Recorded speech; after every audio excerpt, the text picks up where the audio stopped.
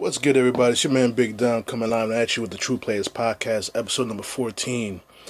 This podcast is going to be about, I'm going to preview the World Series, talk about the New York Knicks 1-3 start, as well as the Lakers 0-3 start, as well as the recap of the Giants and Jets games. Let's just start with the World Series first. The Dodgers, Red Sox, the first game is tonight at 8:30. Kershaw versus Sale. One of my predictions came through in my previous podcast. I did mention that the Dodgers was going to win in 7 games, but I mentioned actually the Dodgers were supposed to win in 5 games, but instead they won in 7 games. But I was wrong with my other half of the LCS, which I picked Houston to beat Boston. However, Boston prevailed due to the magic of their manager, Alex Cora, and some timely hitting by Mookie Betts as well as other players. Briefly about this series, the pressure for me is on the Red Sox. Pressure is on both teams because the Dodgers been there before. They've been there last year and lost.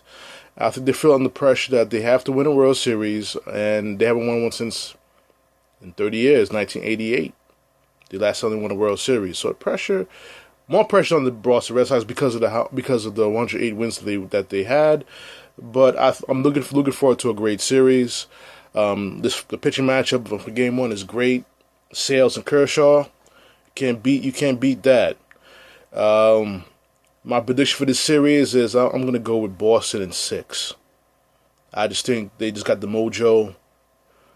Everything's going right for them right now, so I'm going to have to go with Boston to win in 6 games. Alex Cora is going to win the manager of the year, as well as win the World Series in his rookie year as a manager. Like I said in my previous podcast, I wanted him to be the Mets manager. I don't know why the Mets didn't choose him or what have you, but I felt he would have been great for the Mets. But I'm going to roll with the Red Sox in this series, and we go from there. And then there goes the baseball season, in which I will also next episode that I will talk about if I was Mets GM, what I would do to improve the Mets and make them a contender for the next 10 years if I was GM. But now we're gonna move on to the New York Knicks. I apologize to you guys because I didn't come up with a NBA review of the season, and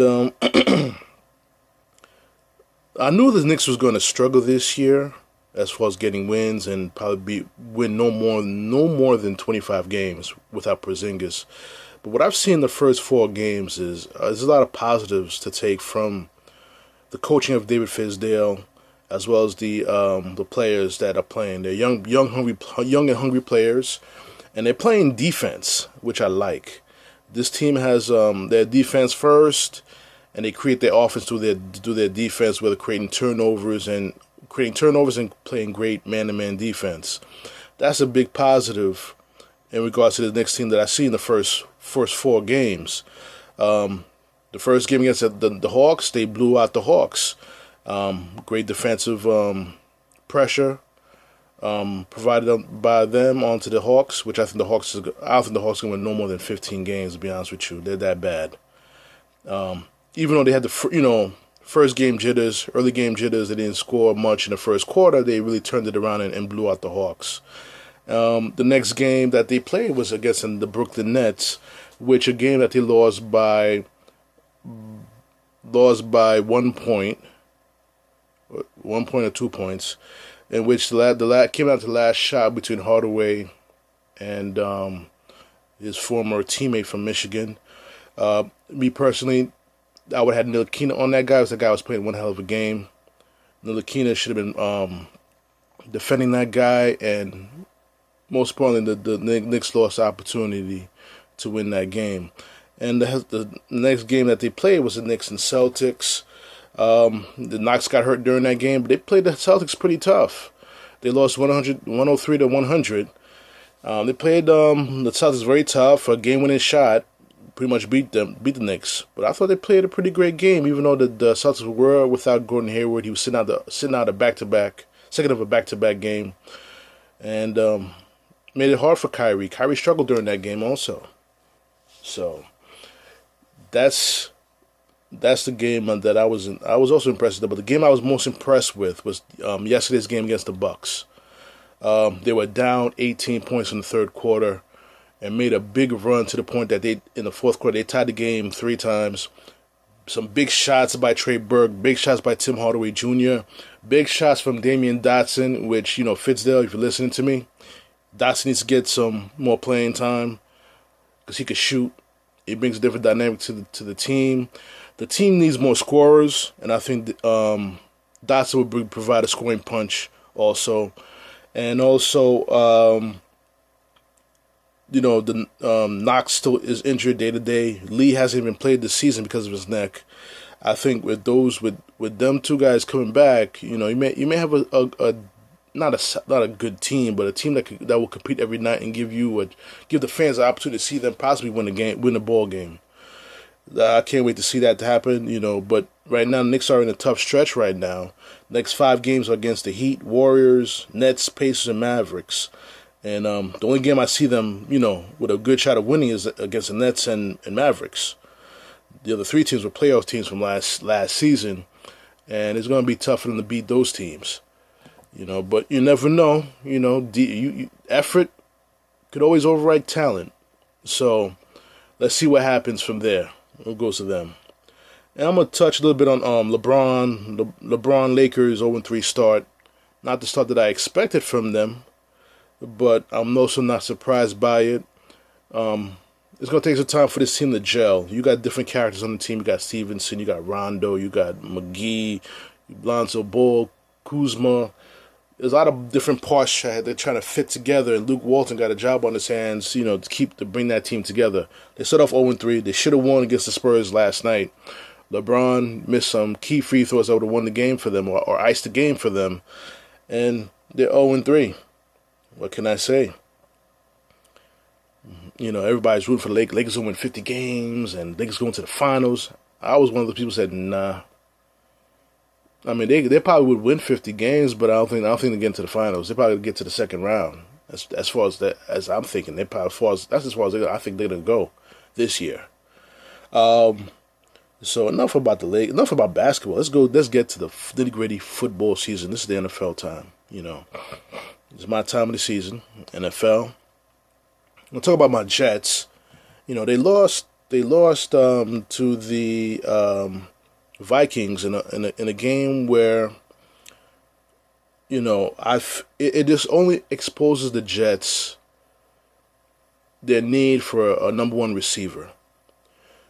Darnold, I think, played a hell of a game. He had he lost two fumbles, threw 3 interceptions. Yes, he had 5 turnovers in the game, but 2 of those interceptions was not even his fault. He threw the ball. He threw some perfect passes to the receivers. The ball went through their hands, either tipped off the receiver's hand or went through their hands, and it caused an interception. It was a close game up until the fourth quarter, in which the Vikings eventually took advantage of the turnovers the takeaways that they were forcing, and expanded the lead, and let Jets lost 37-17. I believe the score was 37-17. Like I said, receivers dropping passes. Darnold missed Quincy Enunwa. What else can you say about the game? I mean, it was a very winnable game until the fourth quarter.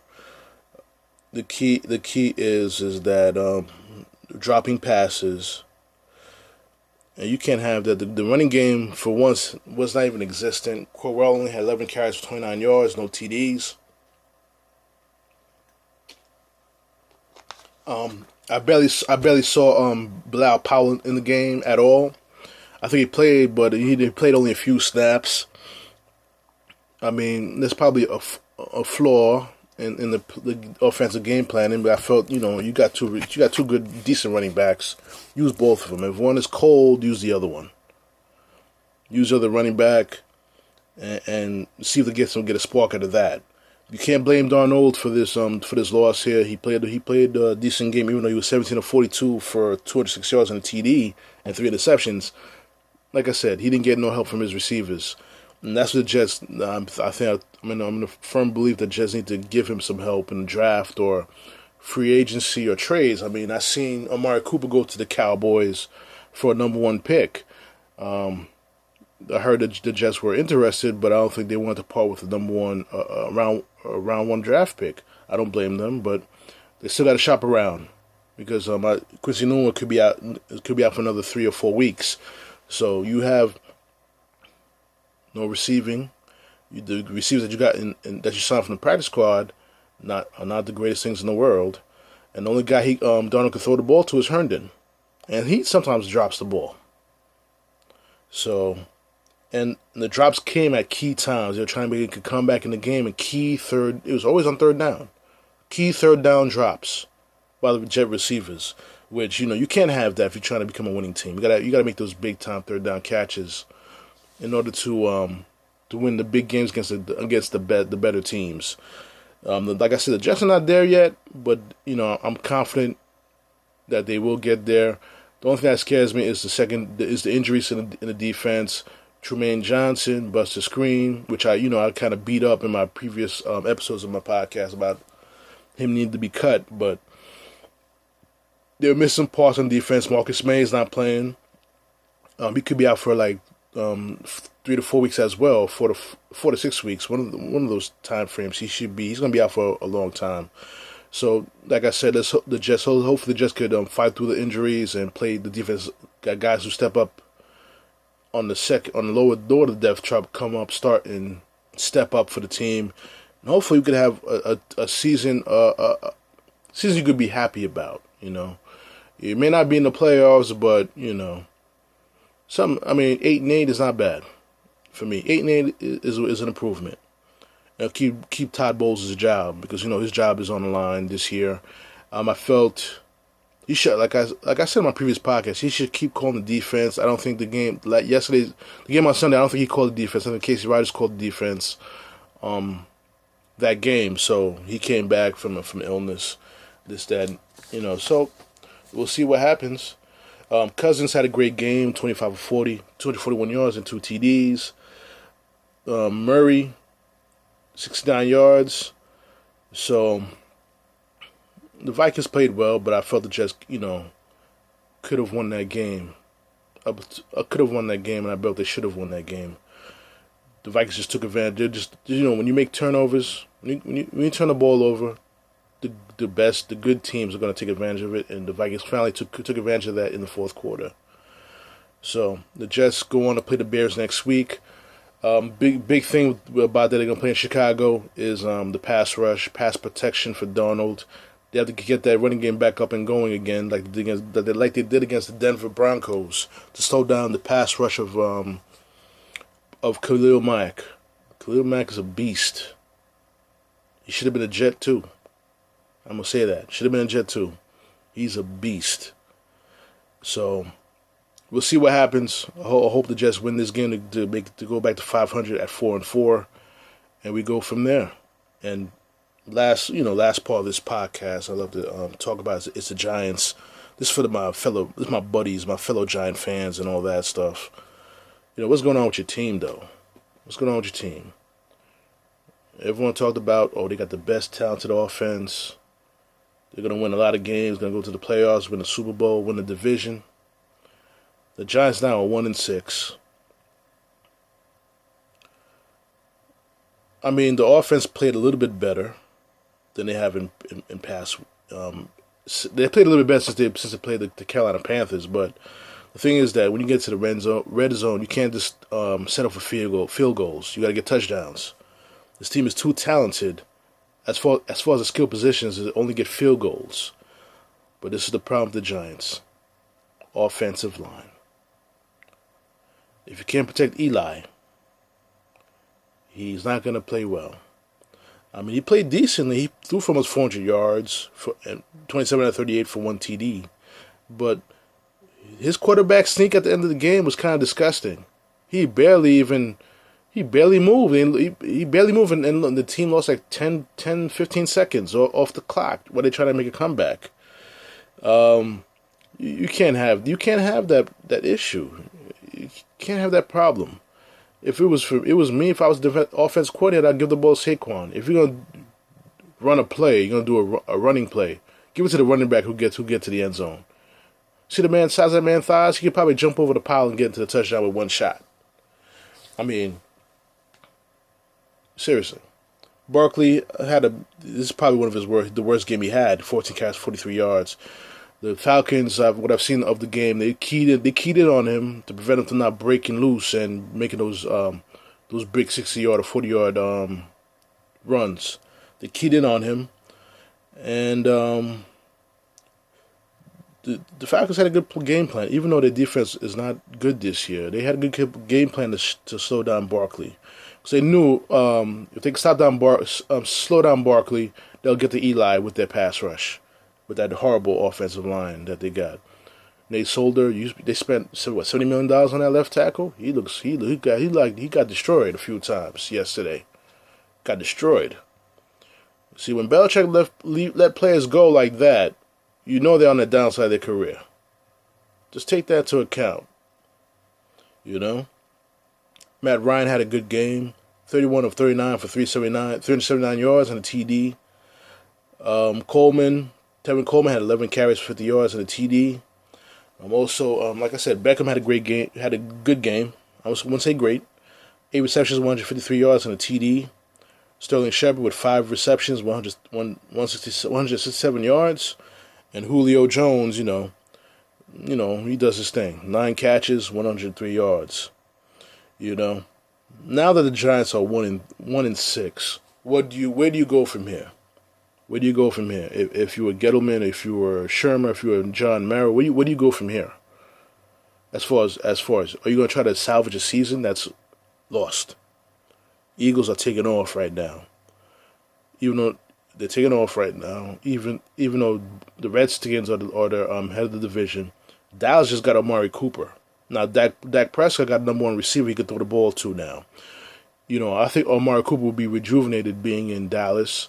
I don't think he liked playing for Gruden. I honestly believe that. I don't think he liked playing for Gruden, and he could do without Gruden.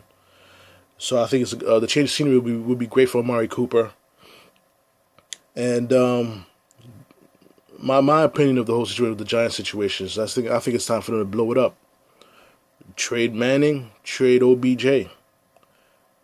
Time to go in a new direction, try to rebuild this team for the betterment of the future. Send Eli to Jacksonville, we can build with Tom Coughlin, and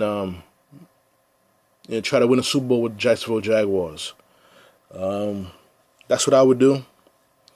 As far as OBJ, I think his antics and his big mouth, and not his big mouth, yeah, and then his father added to it with the Instagram post about John Mara. You can't have that. You can't have that, Odell. Tell your dad to keep his mouth shut. Because he's hurting your pocket. He may hurt your pockets. All right? Tell him to just hold on, close his mouth, and shut the fuck up. So what if the owner's throwing chairs in the press box? That's his business. He's the owner of the team. He's the man that signs the checks. You do whatever the hell he wants. And when your son is out there doing interviews with Lil Wayne on ESPN and saying that he may not want to be in New York, listen. If I was doing, I'd be throwing chairs at him, not in the press box.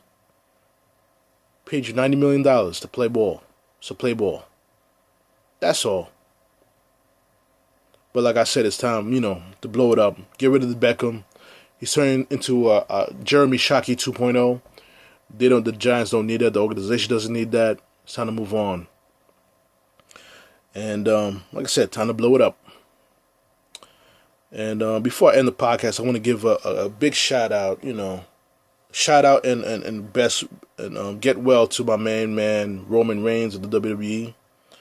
Roman Reigns, the Universal Champion of the Raw program, and I guess his leukemia has recurred again in the system. He had to relinquish the Universal title. Any of you guys who are wrestling fans know Roman Reigns, it's sad to hear that, he had leukemia since he was 22. He was in remission.